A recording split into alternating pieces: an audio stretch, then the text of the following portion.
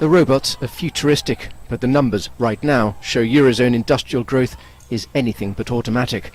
Output dropped in May by 1.2%, pushed down by a steep fall in energy output and capital goods, such as machinery.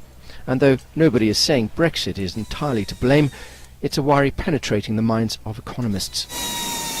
We've already seen a cut in the forecast for growth by the International Monetary Fund, assuming a good Brexit, a sort of one that doesn't really destabilise things too much, to 1.4% this year and next. That's hardly sufficient to do anything on unemployment, and of course there are all these other issues that Europe has to face.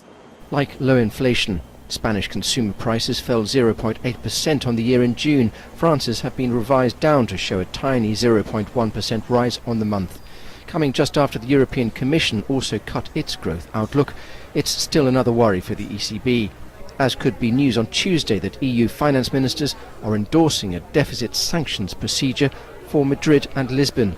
It could pave the way for fines within weeks. Spain perhaps can afford it more, but Portugal is not growing particularly fast. There has to be a rethink on how these rules apply, and particularly the smaller countries should not have to have this, what to me is quite a substantial fine imposed on them. It makes no sense and makes people very Eurosceptic. And perhaps with that in mind, European Commissioner Pierre Moscovici has since suggested the fines could be set at zero if Madrid and Lisbon provide clear guarantees on how they'll bring their deficits down.